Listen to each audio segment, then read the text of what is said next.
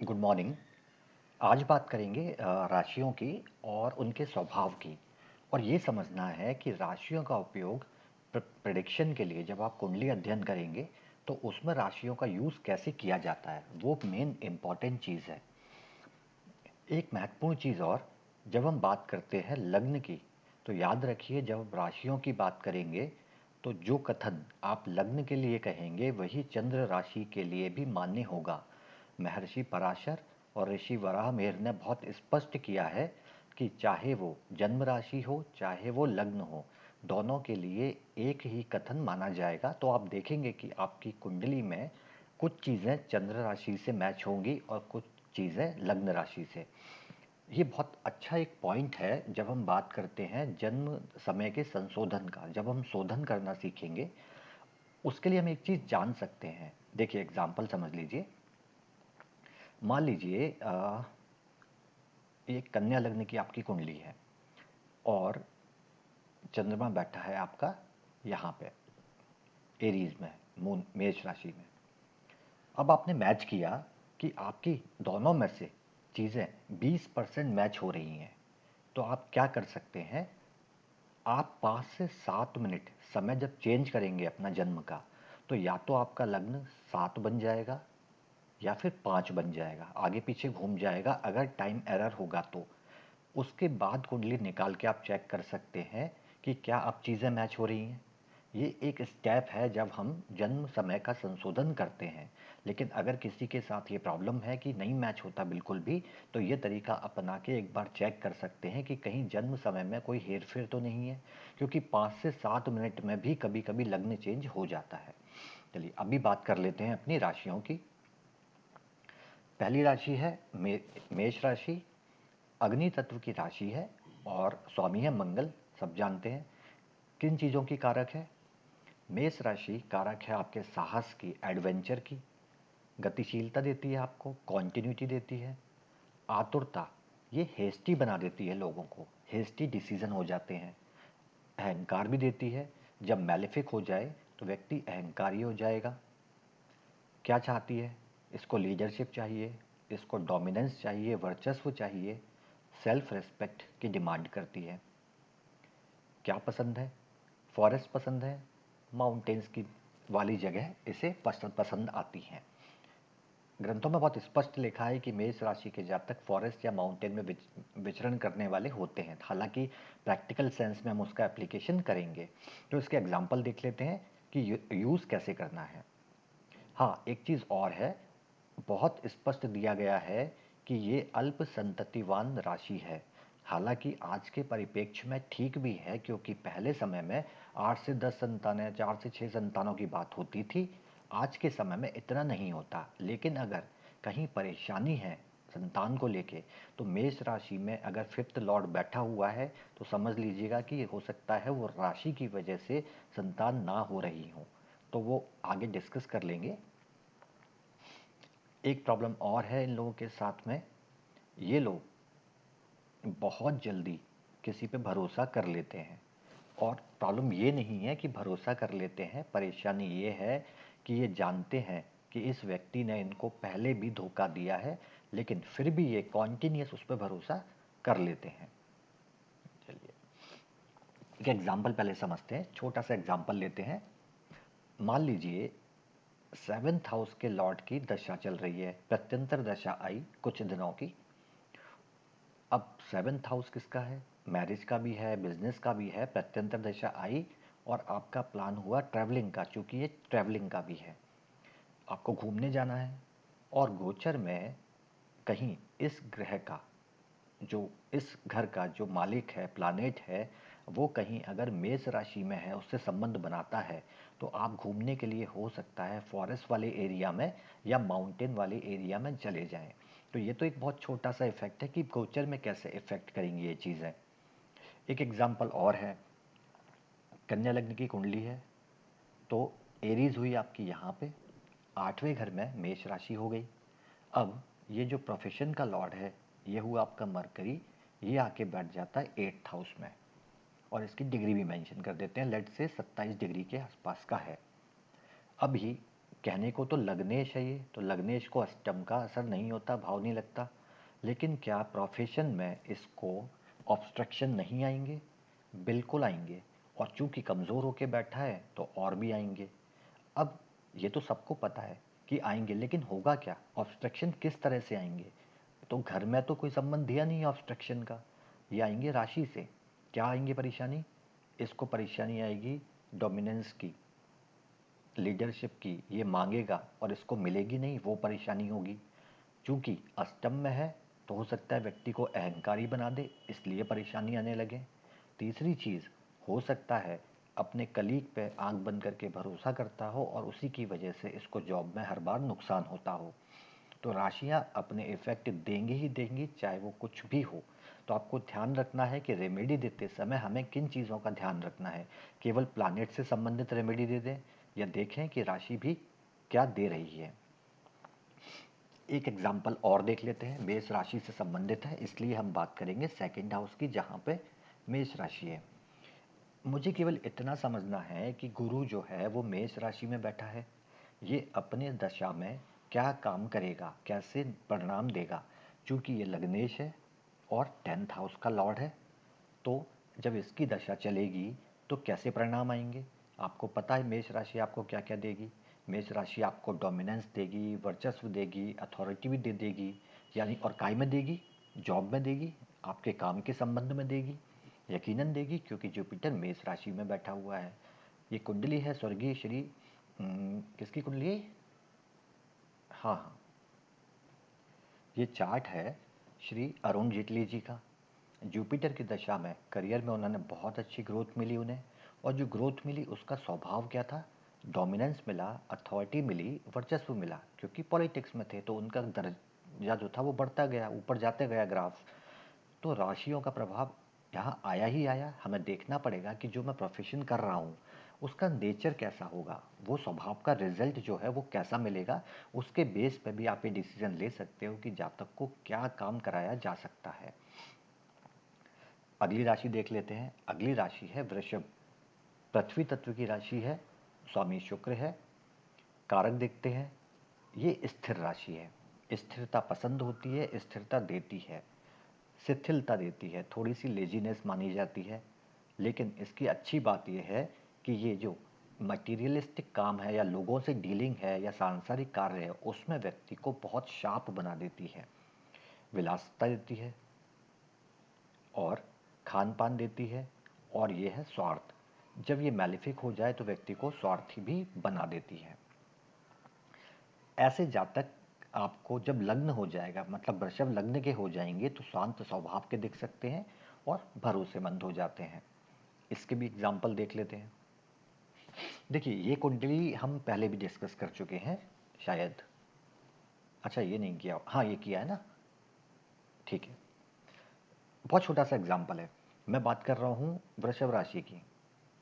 यहाँ बैठा है सूर्य। ये सूर्य अगर मेष में होगा तो क्या करेगा? अल्प संतति कर देगा, क्योंकि वो राशि ऐसी है। लेकिन इस घर का मालिक 5th हाउस का लॉर्ड, और वैसे भी 5th घर पे आधिपत्य ही सूर्य का है, अगर यहाँ बैठा है तो संतान में वृद्धि करेगा, बिल्कुल करेगा। कुंडली है लालू प्रसाद यादव जी की, जानते हैं हम कितनी संतान है। दूसरा, सूर्य जब इस राशि में बैठेगा तो उसका अग्रेशन कम हो जाएगा, वो एरीज की तरह है, उतना अग्रेसिव नहीं रहेगा, क्योंकि ये राशि जो है आपको स्थिरता देती है, ठीक है, और शिथिलता देती है।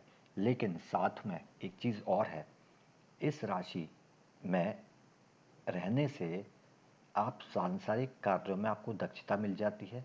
क्योंकि बात पॉलिटिक्स से सूर्य के संबंध में हो रही है, इसलिए बात कर रहे हैं। तो हुआ क्या कि आप तो मुख्यमंत्री नहीं रहे, लेकिन आपने कैसे भी करके अपनी वाइफ को मुख्यमंत्री बना ही दिया। तो राशियों का प्रभाव कहीं ना कहीं आपको देखने को मिलेगा, हर कुंडली में मिलेगा। बहुत सीमित दायरे में एनालिसिस कर रहे हैं, और इसका कारण ये है कि जब हम नक्षत्र पढ़ेंगे तब एक एक चीज़ हमें समझ में आएगी, एक एक राशि की डिटेलिंग में जाएंगे तो बहुत अच्छा एनालिसिस वहाँ पे हो पाएगा। अभी सब कुछ आप याद नहीं रख पाएंगे, अभी प्रैक्टिस शुरू कीजिए, देखिए राशि का स्वभाव क्या है, वहाँ बैठा प्लानेट क्या उसके हिसाब से रिजल्ट दे रहा है। चलिए, एक और एग्जाम्पल ले लेते हैं। बात करी हमने वृषभ राशि की, सेम कुंडली है अरुण जेटली जी की। चंद्रमा वृष राशि में उच्च का हो जाता है, सबको पता है। अब जुपिटर की दशा में हमने देखा कि क्या हुआ, ग्रोथ मिली। जुपिटर में मून की दशा आई और ग्रोथ मिली। लेकिन इलेक्शन हारने के बाद भी उन्हें कैबिनेट मिनिस्टर बना दिया गया। क्यों? क्योंकि चंद्रमा कारक है मित्र का भी, और वृषभ राशि आपको देती है भरोसा, यानी कि इलेक्शन हारने के बाद भी आपके ऊपर भरोसा है कि आप ठीक करोगे। तो कहीं ना कहीं आपको फिर इफेक्ट मिलेगा कि कैसे राशियां अलाइन करती हैं। हालांकि उच्च का ग्रह बैठा है तो ऑब्वियस सी बात है और बेनिफिक है, फिफ्थ हाउस का लॉर्ड है, त्रिकोण का मालिक है, तो काम तो बेटर ही आएगा। लेकिन स्वभाव कहाँ से आएगा, वो चीज़ राशियां आपको बता देंगी। अगली राशि है मिथुन राशि, वायु तत्व की राशि है और स्वामी है बुध। उत्सुकता देती है, एंग्जाइटी, विद्वता, नो डाउट, क्योंकि बुध मरकरी लॉर्ड है। कम्युनिकेशन, संवाद, कारक है कूटनीति की। कई अच्छे डिप्लोमेट आपको देखेंगे जो मिथुन राशि से हैं। और ये हास्य विनोद, जब आपने सटायर देखते हो या फिर जो लोग जॉवियल नेचर के होते हैं, वो मिथुन राशि की देन हो सकती है। शास्त्रों में इसको दो चीज़ें बहुत अच्छे से एक्सप्लेन की हैं, एक महाशब्दकारी और विद्या व्यसनी। अगर मिथुन लग्न का जातक है और प्लेसमेंट अच्छी है तो ये एजुकेशन में या पढ़ने में इनकी बहुत रुचि हो जाती है, लत हो जाती है। दूसरा, क्योंकि कम्युनिकेशन है तो बहुत अच्छे प्लेसमेंट से ये बहुत अच्छे ऑरेटर वक्ता हो सकते हैं। चलिए एग्जाम्पल देख लेते हैं इसका भी। देखिए, मान लीजिए यहाँ पे हमारे पास है आपकी, या यहाँ ले लेते हैं, यहाँ पे हमारे पास आपकी राशि है।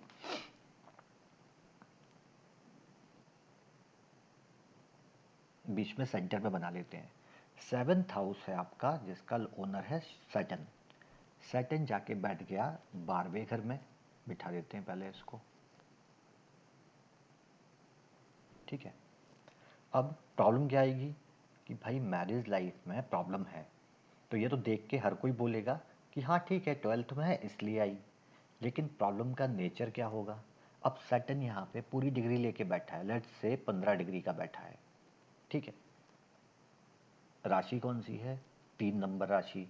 3 नंबर राशि की फीचर्स मुझे पता है, तो प्रॉब्लम हो सकता है इस वजह से हो कि कम्युनिकेशन गैप हो हस्बैंड वाइफ के बीच में।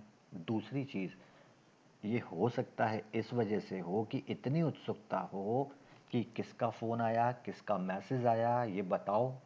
तो ये भी प्रॉब्लम की क्रिएशन हो सकती है कहीं ना कहीं। तो राशि इफेक्ट देंगी।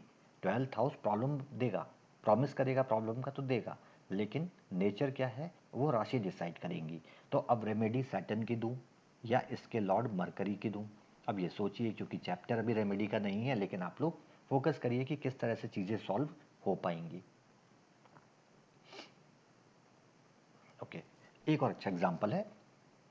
लग्न ही खुद मिथुन राशि है, तो बोल सकते हैं कि जातक बहुत अच्छा विद्या में हो सकता है, क्योंकि चंद्र राशि भी देखनी पड़ेगी। लेकिन इस राशि का लॉर्ड आपको दिखेगा 10th हाउस में, यानी कि ये व्यक्ति अपने नॉलेज को, अपने स्किल्स को यूज़ करेगा अपने प्रोफेशन में। कुंडली है अल्बर्ट आइंस्टाइन की। अब हो कैसे रहा है, कॉम्बिनेशन कैसे बन रहा है, बहुत जल्दी से मैं एक्सप्लेन कर दे रहा हूँ। पर्पज़ ये था इसको दिखाने का कि क्या लग्न देखने से चीज़ें दिखती हैं कि जो शास्त्रों में लिखा है विद्या व्यसनी या इस तरह की चीज़ें मैच होती हैं। देख लीजिए 12th हाउस में आप देखेंगे पहले तो कि वीनस उच्च का है और मरकरी नीच का है, तो नीच भंग राजयोग बन गया, ये क्लियर है। दूसरी चीज़, सूर्य जो है वो आपको देता है फिजिक्स, और मरकरी और सैटर्न करते हैं फिजिक्स को सपोर्ट। तो यहाँ फिजिक्स निकल के आ गया मेरे पास। चलिए, 10th हाउस का लॉर्ड 9th हाउस में बैठ गया है। 9th हाउस का लॉर्ड 10th हाउस में बैठ के राशि परिवर्तन हुआ है। 9th हाउस है हायर स्टडी का, यहाँ भी समझ में आ गया हायर स्टडी हो रही है। सैटर्न कहीं और का ओनर है? जी हाँ है, 8th हाउस का। 8th हाउस ओनर है, सॉरी, रिसर्च का। यानी मेरे पास क्या निकल के आया? फिजिक्स आया, हायर स्टडी आया, रिसर्च आया, ये सारी चीज़ें आई। इन दो प्लानेट से 8th हाउस से 11वें घर पे अर्गला आएगी, 11th हाउस की अर्गला प्रभावित करेंगे, यानी 8th हाउस से आ रही है। तो यहाँ कॉम्बिनेशन दिखता है कि फिजिक्स है, हायर स्टडी है, रिसर्च है और लग्न मिथुन है। तो समझ सकते हो कि कहीं ना कहीं एजुकेशन में या फिर बहुत विद्वता में काम करेगी ये कुंडली। तो प्रभाव देखने के लिए एक एग्जाम्पल लिया हुआ है ये। अगली राशि की बात करते हैं, कर्क राशि। जल तत्व की राशि है, मून स्वामी है, कारक है इमोशनल, भावुकता की, मातृत्व की, कॉन्टिन्यूटी की, गतिशील राशि है, संवेदनशील है। और ये बोला जाता है कि कहीं ना कहीं इनको अपना देश से या अपनी जगह से या अपने एरिया से प्यार होता है, थोड़ा सा उसके लिए संवेदनशील होते हैं। बहुसंततिवान राशि है, यानी कि अगर इस लग्न में है जातक, बेनिफिक प्लेसमेंट है, तो संतान से परेशानी या संतान की कमी नहीं होती।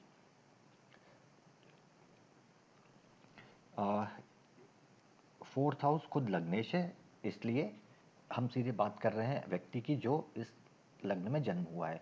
कुंडली है लोकमान्य बाल गंगाधर तिलक की। क्योंकि सब जानते हैं उन्होंने देश के लिए कई सारी चीज़ें की हैं, कई सारे इंपॉर्टेंट डिसीजंस उनके रहे हैं और देश से प्रेम रहा है, उसके रिलेटेड कई चीज़ें की हैं। लेकिन ये एग्जाम्पल लिया इसलिए है कि कुछ जगह आपको देखने को मिलेगा कि उनकी सोच कंजर्वेटिव भी रही है, और दूसरा कुछ जगहों पे उनके जो स्टेटमेंट हैं वो बहुत अग्रेसिव रहे, हालांकि बहुत नहीं। उसका कारण क्या है कि आप देखोगे सूर्य अग्नि तत्व की जो प्लानेट है वो यहाँ बैठा हुआ है, तो कुछ इफेक्ट तो दिखाएगा नेचर में, लेकिन जल तत्व की राशि में है तो पूरा इफेक्ट नहीं आएगा। यानी कि अग्रेशन होगा लेकिन उस स्तर का नहीं होगा जितना कि एरीज में हो सकता था या फिर किसी दूसरी अग्नि तत्व की राशि में हो सकता था। तो एक छोटा सा एग्जाम्पल है केवल। अब बात करते हैं सिंह लग्न की। लियो अग्नि तत्व है ये भी, और सूर्य राशि स्वामी है। इस राशि को शाही राशि कहा जाता है। कारक है विरासत की, आपकी लेगेसी की, वर्चस्व के, डोमिनेंस की, अभिमान की, क्रोध भी देती है और बहुत स्थिरता भी देती है। क्रोध यहाँ पे और अभिमान ये तब है जब ये मैलेफिक हो जाए, नहीं तो अभिमान स्वाभिमान है। मतलब नेगेटिव इफेक्ट तभी आएंगे जब ये मैलेफिक प्लैनेट प्रेजेंस हो जाए यहाँ पे। दूसरा अल्प संततिवान इसको माना जाता है शास्त्रों में। तो ये भी आप देख सकते हो कि कहीं प्रॉब्लम आ रही है कुंडली में तो कहीं इसकी वजह से तो नहीं है। चलिए एग्जाम्पल देखते हैं। ये एक व्यक्ति है, योगी श्री आदित्यनाथ की कुंडली है। स्पष्ट झलक आपको सिंह लग्न की उनके नेचर में दिखती है, हम सब लोग देखते हैं। अब प्रोफेशन की बात अभी नहीं कर रहे, नौमांश और वो सब देख के आप देख सकते हो कि कैसे पॉलिटिक्स और वो सारी चीज़ें आई, तो उसका डिस्कशन नहीं कर रहे। आपको दिखेगा यहाँ पे सूर्य बैठा है, शनि बैठा है, अर्गला भी आ रही है, चंद्र कुंडली भी बना लेंगे, वो अलग मैटर है। अभी हम बात कर रहे हैं राशियों का इफेक्ट व्यक्तित्व में दिख रहा है तो वो काम करता है। दूसरा, अब एक और कुंडली है जहां हम बात करेंगे कि अगर लग्न ना हो तो, जैसे कि ये वीनस इस कुंडली के लिए एक बेनिफिक प्लैनेट है, क्योंकि ये 5th हाउस का लॉर्ड है त्रिकोण का, और 12th का लॉर्ड है। तो हमने ये पढ़ा हुआ है पॉइंट सिस्टम, तो हम समझ सकते हैं कि ये बेनिफिक कहलाएगा। तो ये सिंह राशि में एक बेनिफिक प्लैनेट है। वीनस की दशा आपको क्या देगी? जो भी ये वीनस से, जो भी वीनस में होगा, इनको जो भी मिलेगा उसका रिजल्ट क्या मिलेगा? लेगेसी मिलेगी, वर्चस्व मिलेगा, इनका नाम होगा, पावर मिलेगी, फेम मिल जाएगा। अब चूंकि ये कुंडली है स्वर्गीय श्री लता मंगेशकर जी की, अब क्वेश्चन ये आएगा कि इससे संबंध कैसे हो गया? ये तो जुपिटर है, तो उसके बारे में भी बहुत ज़्यादा डिटेल में बात नहीं कर रहे। नौमांश आपके पास चार्ट में अवेलेबल है, देख लीजिए। ऐसा समझ लीजिए 3rd हाउस है आपका कम्युनिकेशन, वीनस और 3rd हाउस मिलके आपको देते हैं सिंगिंग, और 5th हाउस है आपका लेगेसी का, विरासत का। सिंगिंग मिली अपने फादर से विरासत में, और जब आप गए तो अपनी एक लेगेसी छोड़ के जा रहे हैं। और इस पूरे पीरियड में 1969 या ऐसे ही कुछ वीनस की दशा में आपने कुछ मूवी भी प्रोड्यूस करी, बहुत अच्छा आपका करियर रहा, और इंडिया का 3rd हाईएस्ट सिविलियन अवार्ड भी इनको मिलता है। तो पांचवी राशि में बेनिफिक प्लानेट है और वो का पांचवी राशि काम कर रही है, तो वो इसके स्वभाव के नेचर देगी, यानी कि आपको चीज़ें इस तरह से संबंध में देगी। तो सरकार भी है तो सरकार से आपको मान सम्मान मिल गया, पॉपुलैरिटी मिल गई, आपकी लेगेसी एक बन गई। तो ये सारी चीज़ें राशियों पे काम करेंगी। बात करते हैं कन्या राशि की। पहले लिखा है इसको भी अल्प संततिवान राशि माना जाता है, तो ये भी कारक हो सकती है प्रॉब्लम की। दूसरी बात, अच्छी राशि है, बुद्धिमत्ता की कारक है, कुशाग्र बनाती है, यानी कि शार्पनेस, विवेक, डिस्क्रिशन पावर, सही गलत का फैसला करने की निर्णय शक्ति अगर अच्छी जगह प्लेस है तो। थोड़ा सा व्यक्ति शाई हो जाता है, कारक है शास्त्रों की, और इसको चाहिए आत्मसम्मान। एग्जाम्पल देख लेते हैं इसका। लेट्स से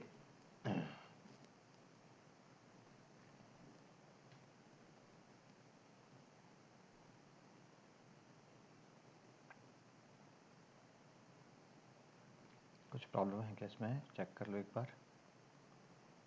जी हाँ, यहाँ पे कर ले। 6, 9, 12 और 3। जी, लेट्स एक कुंडली आपके पास यहाँ 10, 11 भी है, और अब आपके पास ये जो राशि है, राशि में आके बैठा है सैटर्न। अभी क्या होगा? कन्या राशि आपको देती है बुद्धिमत्ता, कुशाग्रता, डिस्क्रिशन पावर। तो ये राशि में शनि आने से, अभी तक तो हमने क्या बात की कि राशि के रिजल्ट मिलेंगे, लेकिन जब मैलेफिक प्लानिट, एक मैलेफिक प्लानिट 10 और 11 का आके यहाँ बैठ जाएगा, तो इस हाउस को ही खराब नहीं करेगा, खराब तो करेगा, लेकिन कैसे करेगा? पार्टनरशिप है तो पार्टनरशिप खराब करवाएगा, क्योंकि आपकी डिस्क्रिशन पावर खराब कर देगा, ठीक है, आपके आत्मसम्मान पर नुकसान पहुंचा देगा, आपकी बुद्धि भ्रमित कर देगा। यानी कि हमें देखना है कि सैटर्न जो काम कर रहा है, क्या वो केवल हाउस के कर रहा है, या हाउस की परेशानी राशि के थ्रू दे रहा है। तो अगर राशि के थ्रू दे रहा है तो क्या रेमेडी के लिए मुझे ये सारी चीज़ें करना ज़रूरी है? ये सब सोचेंगे, आगे डिस्कशन करेंगे। अभी नेक्स्ट 6 राशि हम नेक्स्ट क्लास में कर लेंगे। अभी थोड़ा